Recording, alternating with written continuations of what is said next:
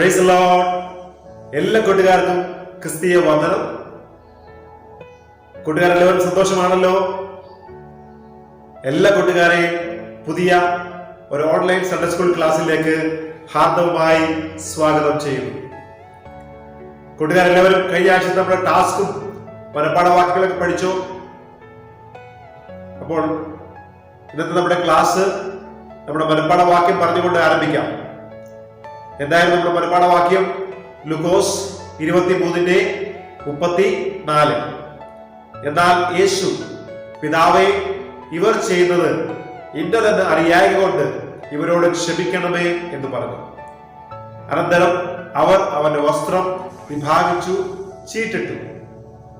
കൂട്ടുകാരെല്ലാവരും പഠിച്ചു അല്ലേ? ഓക്കെ. ഇന്നത്തെ നമ്മുടെ ക്ലാസ് നമ്മുടെ പാഠപുസ്തകത്തിലെ 13ാമത്തെ പാഠമാണ് നാം പഠിക്കുവാൻ പോകുന്നത്. കൂട്ടുകാർക്ക് അതിന്റെ പേരെന്താണെന്ന് അറിയാമോ? പാഠത്തിന്റെ പേരാണ് ക്രിസ്തുവിന്റെ പുനരാഗമനം, the second coming of Jesus Christ. അപ്പോൾ ഇത് നമ്മുടെ ക്ലാസ് ആരംഭിക്കുന്നത് തന്നെ ഒരു വീഡിയോ ചിത്രീകരണത്തിലൂടെയാണ്. കൂട്ടുകാരെല്ലാവരും വളരെ ശ്രദ്ധയോടെ ഇത് ശ്രദ്ധിക്കുക.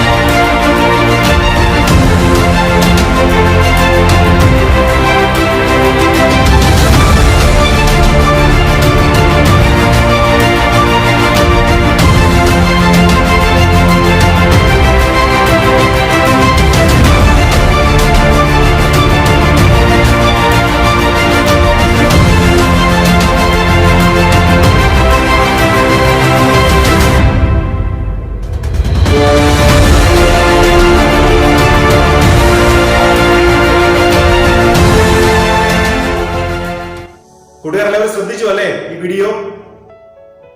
ഓക്കെ. ഇപ്പോൾ കൂട്ടുകാരോട് ഞാൻ ചോദ്യം ചോദിക്കട്ടെ. രക്ഷിക്കപ്പെട്ട് ദൈവകൃപയിൽ നിലനിൽക്കുന്ന ഒരു ദൈവ പൈതലിന്റെ അല്ലെങ്കിൽ ദൈവ മക്കളുടെ ഭാവി പ്രത്യാശ എന്തിലാണ് ഉത്തരം പറയാമോ? ഓക്കെ, തീർച്ചയായും നമ്മുടെ കർത്താവായ യേശു ക്രിസ്തുവിന്റെ രണ്ടാമത്തെ മടങ്ങി വരവിലാണ്, അല്ലെ? അതെ, തീർച്ചയായും നമ്മുടെ കർത്താവായ യേശു ക്രിസ്തുവിന്റെ പുനരാഗമനത്തിലാണ്. നമ്മൾ പഴയ നിയമം പഠിക്കുമ്പോൾ യേശു കർത്താവിന്റെ ഒന്നാം വരവിനെ കുറിച്ചുള്ള സകല പ്രവചനങ്ങളും നിറവേറിയതായി നമുക്ക് കാണുവാൻ കഴിയുന്നുണ്ട്. യേശുവിന്റെ ജനനത്തിന് ഏകദേശം 700 വർഷങ്ങൾക്ക് മുമ്പ് തന്നെ യെശയ്യാ പ്രവാചകൻ പ്രവചിച്ചിരുന്നു, കന്യക ഗർഭിണിയായി ഒരു മകനെ പ്രസവിക്കുമെന്ന്. അപ്പോൾ ചരിത്രം അതിന് സാക്ഷിയാണ്.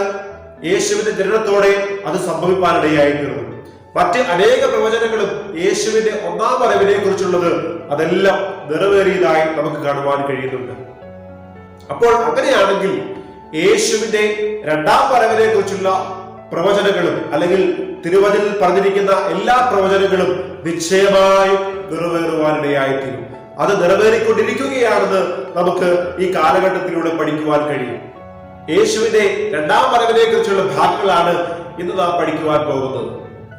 ആദ്യമായി നമുക്ക് യേശുവിന്റെ രണ്ടാം വരവിന്റെ 2 ഘട്ടങ്ങളെ പറ്റി പഠിക്കാം. The 2 phases of this second coming.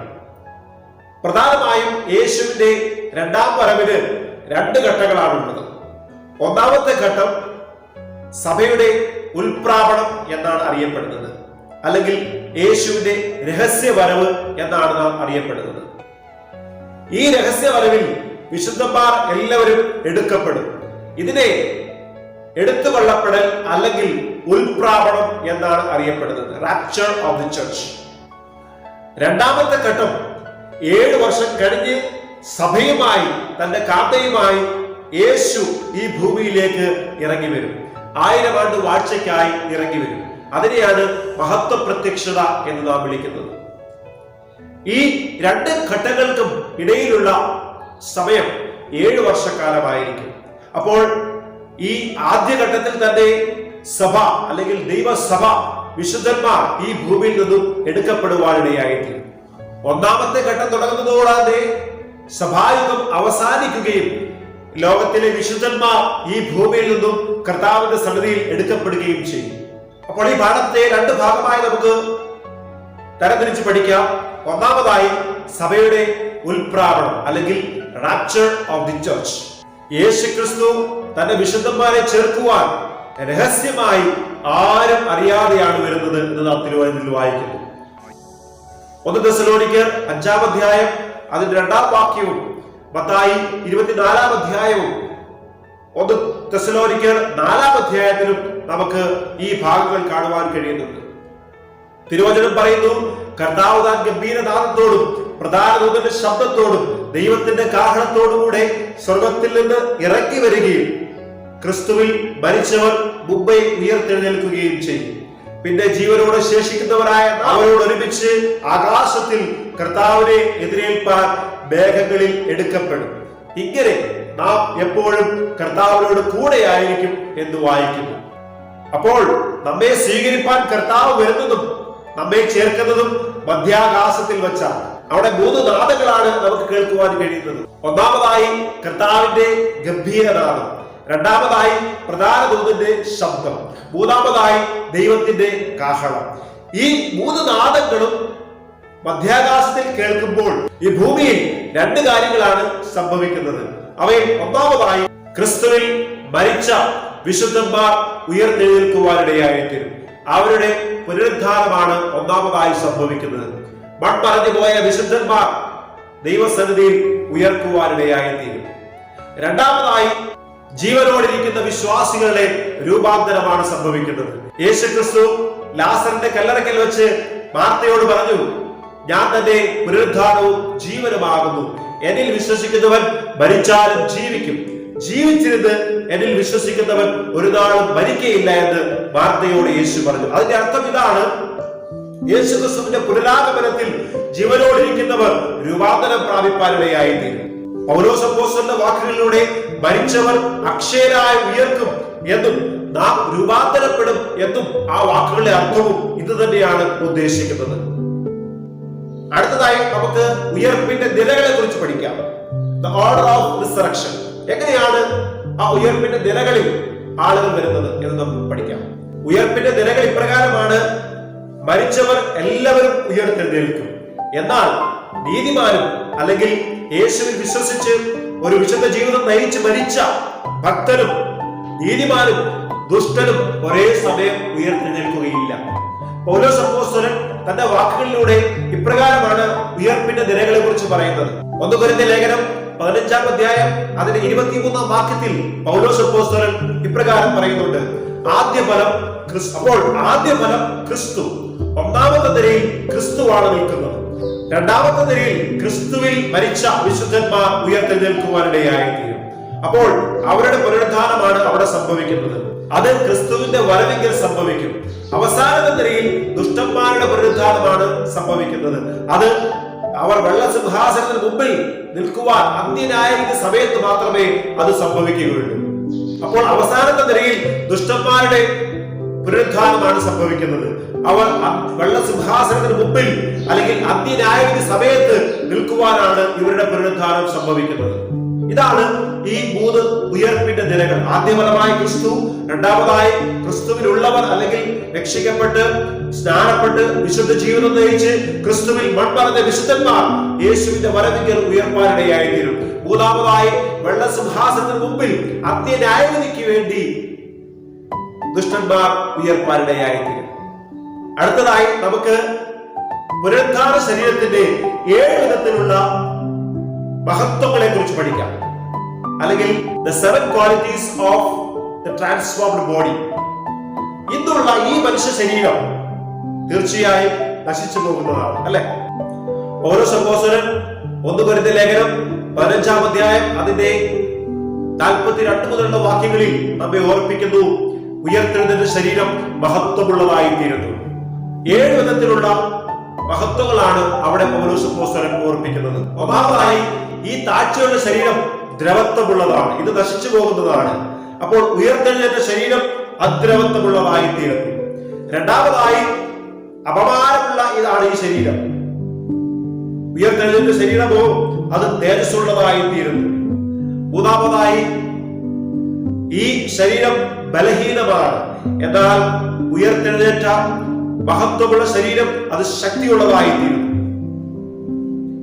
നാലാമതായി ഈ ശരീരം പ്രാകൃതമായ ശരീരമാണ്, എന്നാൽ ഉയർത്തെഴുന്നേറ്റ ശരീരം അത് ആത്മീയമായി തീരുകയാണ്.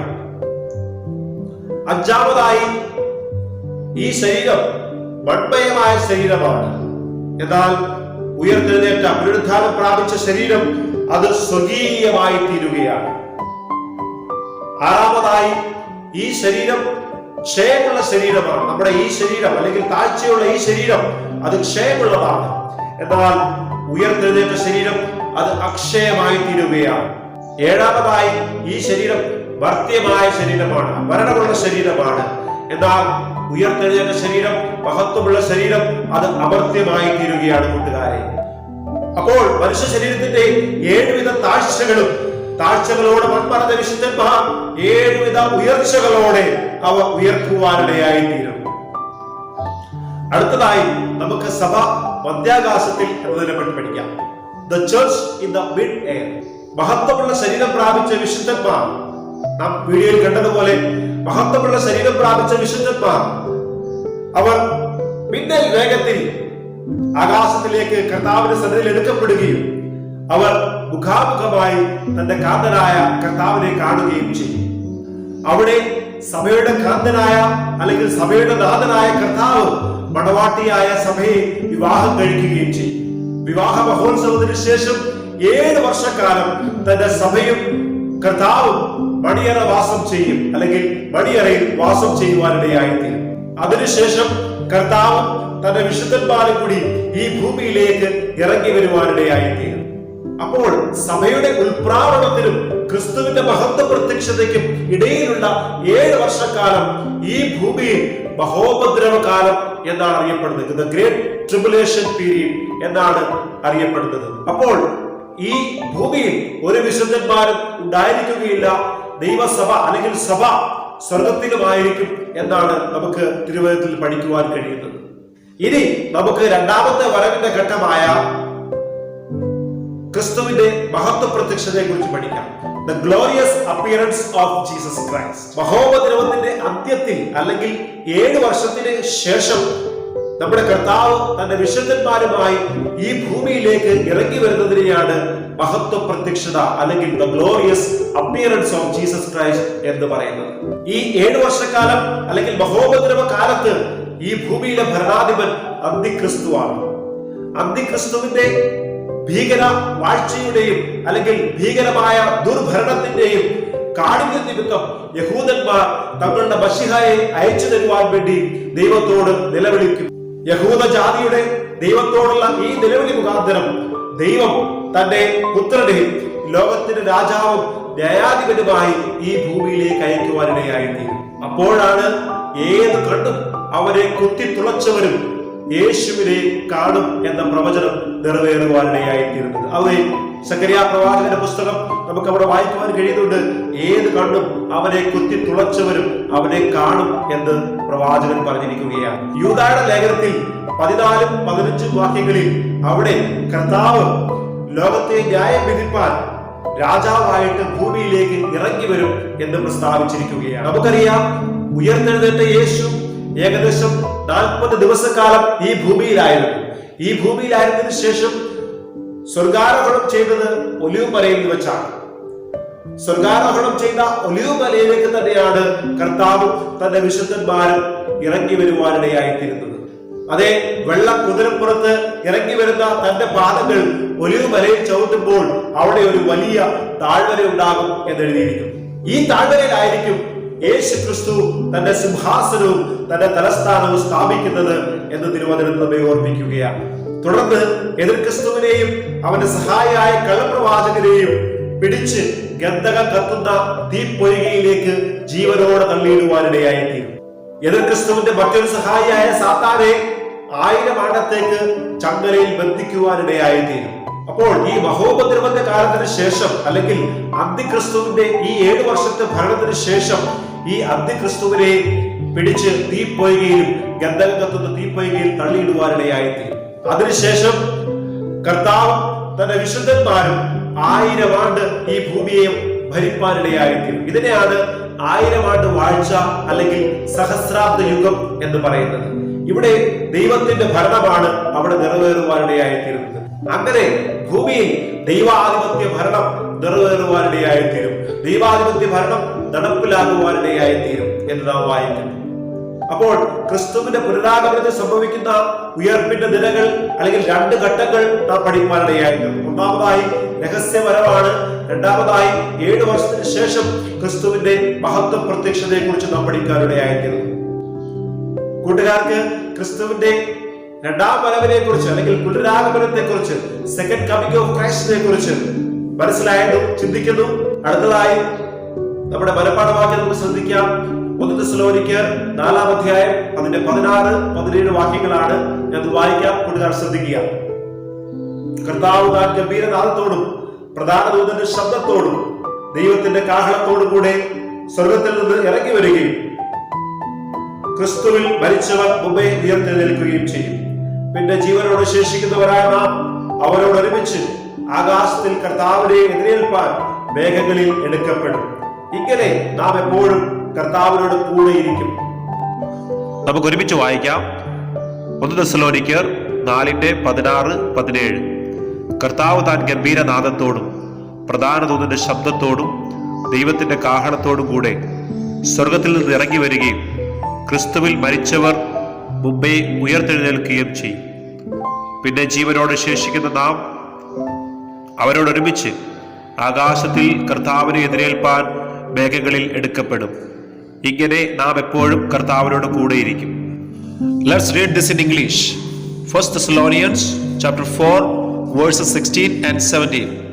For the Lord himself will descend from heaven with a shout, with the voice of an archangel, and with the trumpet of God, and the dead in Christ will rise first.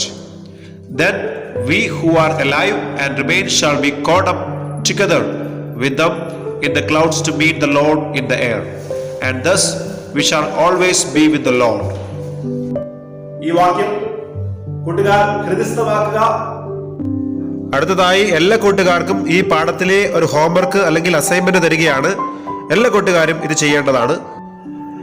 ഈ കാണിച്ചിരിക്കുന്ന chart നിങ്ങൾ കൂട്ടുകാരുടെ നോട്ട്ബുക്കിലോ അല്ലെങ്കിൽ chart പേപ്പറിലോ എല്ലാ കൂട്ടുകാർക്കും വരയ്ക്കാവുന്നതാണ്.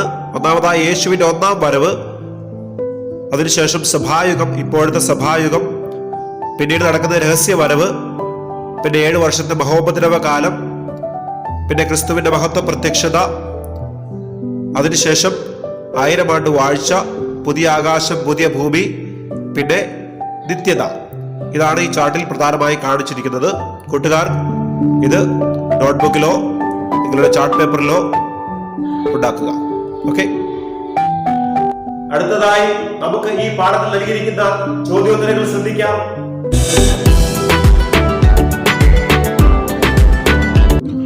നമ്മുടെ ഒന്നാമത്തെ ചോദ്യമാണ്, കർത്താവിന്റെ വരവിന്റെ 2 ഘട്ടങ്ങൾ ഏതെല്ലാം? Which are the 2 phases of the coming of the Lord? ഉത്തരം: 1 രഹസ്യവരവ് അല്ലെങ്കിൽ ഉൽപ്രാപണം, 2 മഹത്വ പ്രത്യക്ഷത. First secret coming or rapture, second glorious appearance. രണ്ടാമത്തെ ചോദ്യം, ഉൽപ്രാപണം എന്നാൽ എന്ത്? What is the meaning of rapture?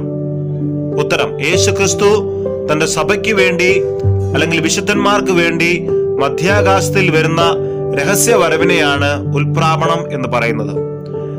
The secret coming of Jesus Christ in the mid-air for his church or for the saints is called rapture. മൂന്നാമത്തെ ചോദ്യം, മഹത്വ പ്രത്യക്ഷത എന്നാൽ എന്ത്? What is the meaning of glorious appearance? ഉത്തരം: മഹോപദ്രവ കാലത്തിന്റെ അന്ത്യത്തിൽ നമ്മുടെ കർത്താവ് വിശുദ്ധന്മാരുടെ കൂടെ ഭൂമിയിലേക്ക് ഇറങ്ങി വരുന്നതിനാണ് മഹത്വ പ്രത്യക്ഷത എന്ന് പറയുന്നത്. The meaning of glorious appearance is the coming of our Lord to earth with the saints at the end of the great tribulation. നാലാമത്തെ ചോദ്യം 3 ചോദ്യങ്ങളായി ഒറ്റ വാക്കിൽ ഉത്തരം എഴുതാനാണ്. ഒന്നാമത്തത്, സഭ എടുത്തുകൊള്ളപ്പെടുന്നതിനും മഹത്വ പ്രത്യക്ഷതയ്ക്കും ഇടയ്ക്കുള്ള ഇടവേള എത്ര വർഷമാണ്? How long is the period between the rapture and the glorious appearance?